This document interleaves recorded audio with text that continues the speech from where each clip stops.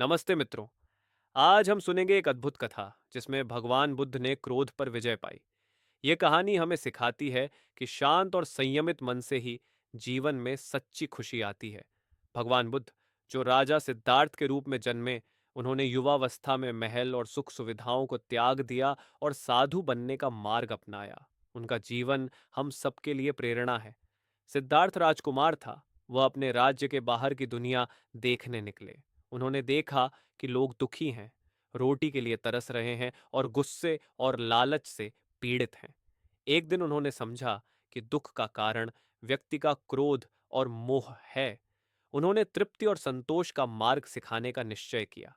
बुद्ध ने कहा, क्रोध पर विजय वही प्राप्त करता है जो स्वयं को नियंत्रित कर सकता है।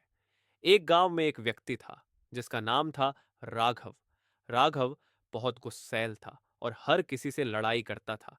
गांव वाले उससे डरते थे। बुद्ध ने गांव आकर देखा कि राघव के कारण गांव में शांति नहीं है। वे उसे समझाने के लिए उसके घर गए। राघव ने बुद्ध को देखकर गुस्सा किया और कहा, तुम कौन हो? मेरे काम में मत दखल दो।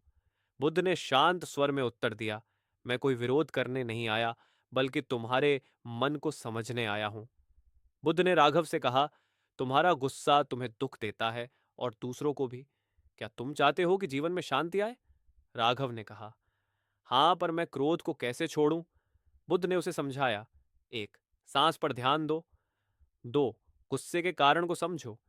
तीन, दूसरों के दृष्टिकोण को जानो। चार, दयालु बनो। राघव धीरे धीरे समझने लगा कि क्रोध केवल अपने और दूसरों का नुकसान करता है। राघव ने बुद्ध के बताए उपाय अपनाए। वह हर दिन ध्यान करने लगा, दूसरों के साथ सहानुभूति रखने लगा, गुस्सा आने पर शांत रहने की कोशिश की। धीरे धीरे राघव का क्रोध कम हुआ और वह गांव का सम्मानित नागरिक बन गया। बुद्ध ने कहा, सच्ची शक्ति वह है जो क्रोध को नियंत्रित कर सके। मित्रों, इस कहानी से हमें यह सीखने को मिलता है कि एक, क्रोध से कभी समाधान नहीं मिलता। दो, संयम और धैर्य से जीवन सुखमय होता है।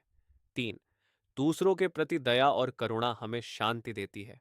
तो आइए हम भी अपने जीवन में संयम, दया और शांतिपूर्ण व्यवहार अपनाएं। धन्यवाद। अगर आपको यह कहानी पसंद आई हो तो लाइक